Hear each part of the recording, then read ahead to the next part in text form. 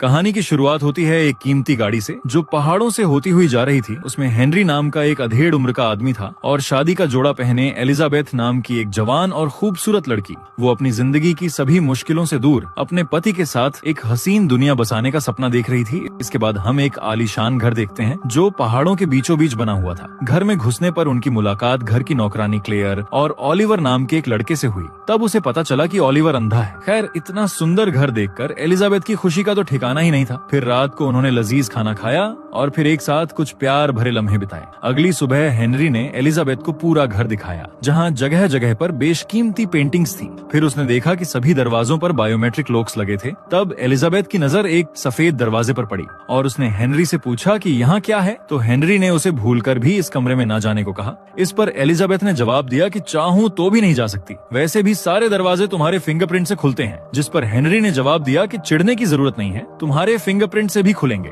अगली सुबह हेनरी को किसी काम से बाहर जाना पड़ा। एलिजाबेथ ने पूल में नहाकर तरह तरह के कपड़े और गहने पहनकर टाइम पास किया। फिर रात को उसने क्लेयर और ओलिवर को घर से बाहर जाते देखा। बाद में उसे नींद नहीं आ रही थी तो वो अकेली घर में घूमने लगी और जैसे ही वो सफेद दरवाजे के सामने पहुंची तो वो खुद को अंदर जाने से रोक नहीं पाई। उसने दरवाजा खोला तो देखा कि यहाँ एक साइंटिफिक लैब है। एलिजाबेथ ने वहाँ एक बटन दबाया तो अचानक एक ग्लास कैप्सूल उसके सामने आया जिसमें एक जवान लड़की थी और उसके मुंह में एक ट्यूब लगी हुई थी। एलिजाबेथ ने देखा कि ये लड़की हूबहू उसके जैसी दिखती थी और इस बात से वो इतना डर गई कि तुरंत वहाँ से भाग निकली। मगर इसी चक्कर में वो एक टेबल से टकरा गई और उसकी उंगली में कांच लग गया। फिर अगली सुबह हेनरी लौट आया और एलिजाबेथ के लिए पियानो बजाने लगा। पर जल्द ही उसने देखा कि एलिजाबेथ अपने ही ख्यालों में खोई हुई थी। हेनरी ने उसकी उंगली की चोट के बारे में पूछा तो क्लेयर ने झूठ कह दिया, मगर हेनरी पहले से जानता था कि एलिजाबेथ झूठ बोल रही है। फिर रात को एलिजाबेथ ने सोने का नाटक किया और जैसे ही हेनरी उस खुफिया कमरे में जाने के लिए उठा तो वो भी चुपचाप उसका पीछा करने लगी। पर अचानक हेनरी अंधेरे से बाहर निकला और एलिजाबेथ पर गुस्सा करने लगा। एलिजाबेथ ने अपनी सफाई में कहा कि उसने कुछ भी गलत नहीं देखा, मगर हेनरी ने उसकी एक ना सुनी। वो एलिजाबेथ को मारने दौड़ा तो एलिजाबेथ ने भागने की कोशिश की,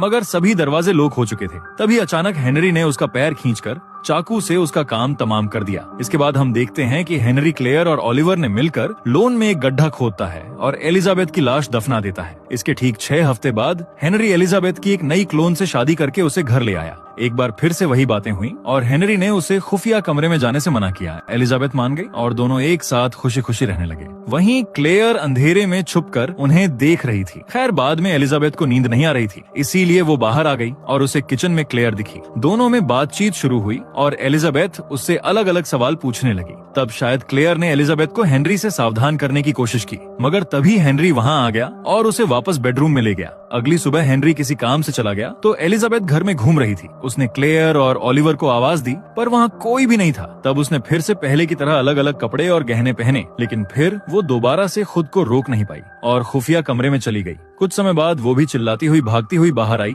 अगली सुबह हेनरी वापस लौटा तो उसने देखा कि एलिजाबेथ काफी घबराई हुई थी। वो समझ गया कि एलिजाबेथ ने उसकी बात दोबारा से नहीं मानी। अचानक उसने एलिजाबेथ पर हमला करके उसका गला दबाने की कोशिश की, पर एलिजाबेथ उसे धक्का देकर भाग निकली। उसने किचन से चाकू उठा लिया और इधर हेनरी क्लोरोफॉर्म वाला कपड़ा लेकर वहाँ आया। फिर वो एलिजाबेथ का ध्यान भटकाने के लिए पियानो बजाने लगा। अब वो धीरे धीरे उसकी ओर बढ़ा और अचानक उसके चेहरे पर क्लोरोफॉर्म वाला कपड़ा रख दिया। तब एलिजाबेथ ने बेहोश होने का नाटक किया और अचानक हेनरी के पेट में चाकू घुसा दिया। हेनरी चोट की वजह से वहीं गिर गया और जल्द ही एलिजाबेथ भी बेहोश हो गई। बाद में जब उसकी आंख खुली तो वो खून से सनी हुई थी और हेनरी मर चुका था। अब एलिजाबेथ ने तुरंत जमीन से खून साफ किया और किचन साफ की। फिर उसने हेनरी की लाश कपड़े में बांधकर लिफ्ट में छुपा दी और अपने खूनी कपड़े जला डाले। इसके बाद उसने इमरजेंसी को फोन किया, मगर उसे ये नहीं मालूम था कि वो है कहाँ। मगर एलिजाबेथ को जिंदा देखकर क्लेयर और ओलिवर के तो होश ही उड़े हुए थे। क्लेयर समझ गई थी कि एलिजाबेथ के जिंदा होने का मतलब हेनरी मर चुका है। तभी अचानक उसे किचन में हार्ट अटैक आ गया। उसने तुरंत एम्बुलेंस को फोन किया और एम्बुलेंस उसे हॉस्पिटल ले गई। अब एलिजाबेथ भी घर से भागने की फिराक में थी, मगर ओलिवर ने उसे रोककर कहा कि वो जानता है हेनरी मर चुका है। एलिजाबेथ ने घबराते हुए कहा कि ये मैंने जानबूझकर नहीं किया, सिर्फ अपनी जान बचाने के लिए उसे मारना पड़ा। जिस पर ओलिवर ने कहा कि वो भी हेनरी को पसंद नहीं करता था, इसीलिए वो लाश ठिकाने लगाने में उसकी मदद करेगा। फिर एलिजाबेथ ने उससे पूछा कि मैं कौन हूँ। तब ओलिवर ने बताया कि हेनरी ने अपनी पत्नी एलिजाबेथ के 6 क्लोन्स बनाए थे और वो एलिजाबेथ की 5 है। ये सुनकर एलिजाबेथ के होश उड़ गए और उसे कुछ भी समझ नहीं आ रहा था। ओलिवर ने उसे सारे पैसे लेकर यहाँ से दूर भाग जाने को कहा। फिर एलिजाबेथ अपने कमरे में सामान बांध रही थी तो ओलिवर क्लेयर की डायरी लेकर वहाँ आया। उसने एलिजाबेथ से डायरी पढ़ने को कहा और फिर बातों बातों में बाहर का दरवाजा बंद करके चला गया। एलिजाबेथ को कुछ समझ नहीं आ रहा था और वो बार बार दरवाजा दरवाजा खोलने को कहने लगी, पर ओलिवर ने उसकी एक ना सुनी। तब एलिजाबेथ उदास होकर क्लेयर की डायरी पढ़ने लगी।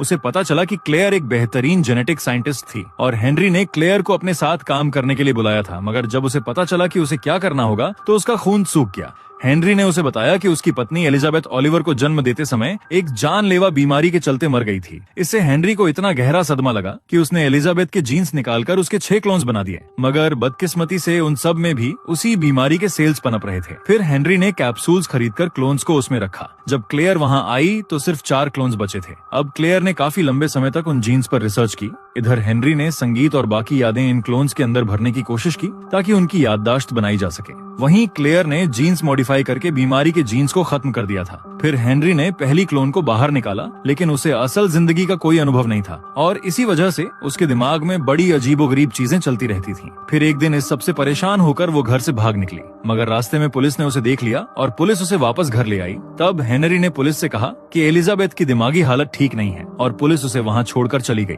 वर्तमान समय में 5वीं एलिजाबेथ डायरी में ये सब पढ़ रही थी कि तभी अचानक ओलिवर खाना लेकर आया। उसे देखते ही एलिजाबेथ उस पर कूद पड़ी और दरवाजा खोलने का कोड मांगा। ओलिवर ने उसे कोड दिया तो वो बाहर चली गई और ओलिवर लैब में पहुंचा। थोड़ी देर बाद जब एलिजाबेथ लैब में पहुंची तो उसने देखा कि ओलिवर 6ठी एलिजाबेथ पर काम कर रहा था। उसने 5वीं एलिजाबेथ को 6ठी एलिजाबेथ का सर पकड़ने को कहा। जब एलिजाबेथ ने ऐसा किया तो अचानक ओलिवर ने उसे इंजेक्शन देकर बेहोश कर दिया। तब एलिजाबेथ ने बेहोशी की हालत में सपना देखा, जहां उसे अपनी सभी क्लोन्स की जिंदगी दिखाई दी। बाद में उसकी आंख खुली तो वो बिस्तर पर जंजीरों से बांधी हुई थी। अब वो हताश होकर फिर से क्लेयर की डायरी पढ़ने लगी। उसने पढ़ा कि क्लेयर की रिसर्च जारी थी, पर 1 हफ्ते में ही पहली क्लोन मर गई। हालांकि क्लेयर ने बीमारी के जीन्स खत्म कर दिए थे, इसीलिए उसे समझ नहीं आया कि ऐसा हुआ क्यों। अब हेनरी को काफी गहरा सदमा लगा, क्योंकि उसने अपनी जिंदगी के कई साल इस रिसर्च को दिए थे। इसके बाद हेनरी और क्लेयर एक दूसरे के करीब आ गए। तभी एलिजाबेथ के कमरे में ओलिवर आ गया और उसने पूछा कि क्या क्लेयर ने उसके बारे में कुछ लिखा है। एलिजाबेथ ने उसे बताया कि तीसरी क्लोन की मौत के बाद हेनरी और क्लेयर का अफेयर शुरू हो गया था। तब ओलिवर ने उसे बताया कि बचपन में उसे एलिजाबेथ बहुत अच्छी लगती थी, क्योंकि उसने आज तक इतनी सुंदर लड़की नहीं देखी थी।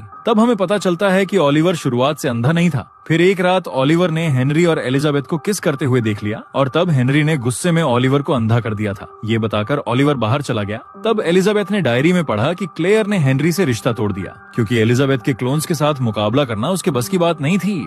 बाद में क्लेयर ने रिकॉर्ड्स की जांच की तो उसे पता चला कि असली एलिजाबेथ ने किसी बच्चे को जन्म दिया ही नहीं था। तब ये खुलासा होता है कि ओलिवर हेनरी का बेटा नहीं था, बल्कि वो तो हेनरी का ही जवानी वाला क्लोन था। फिर अगली सुबह असलियत में 5वीं एलिजाबेथ की आंख खुली तो ओलिवर ने उसकी गर्दन पर कैंची रखकर पूछा कि क्लेयर ने डायरी में उसके बारे में क्या लिखा। एलिजाबेथ ने कहा कि क्लेयर के मुताबिक तुम हेनरी के क्लोन हो, मगर ये सच नहीं था, क्योंकि हेनरी ने क्लेयर को बर्थ सर्टिफिकेट दिखाया था। इसका मतलब ये हुआ कि ओलिवर हेनरी का क्लोन नहीं है। खैर, फिर एलिजाबेथ ने ओलिवर से पूछा कि क्या वो उससे प्यार करता है। फिर उसने ओलिवर को अपने करीब बुलाया। ओलिवर भी खुद को रोक न सका और एलिजाबेथ के करीब आ गया, मगर तभी एलिजाबेथ ने उसे जमीन पर गिराकर उसकी गर्दन पर कैंची रख दी। उसने ओलिवर से जंजीर की चाबी और दरवाजे का कोड पूछा, मगर तभी अचानक 6ठी एलिजाबेथ हाथ में बंदूक लिए वहाँ पहुंची। ओलिवर ने नई एलिजाबेथ से कहा कि 5वीं एलिजाबेथ नकली है और हमें इसे खत्म करना होगा। लेकिन 5वीं एलिजाबेथ ने कहा कि ये सच नहीं है। उन दोनों को यहाँ पर जबरदस्ती कैद करके रखा गया है। लेकिन 6ठी एलिजाबेथ गोली चलाने को तैयार थी। 5वीं एलिजाबेथ ने तुरंत ओलिवर को अपने सामने खड़ा कर दिया और जैसे ही 6ठी एलिजाबेथ ने गोली चलाई तो वो सीधा ओलिवर को जा लगी,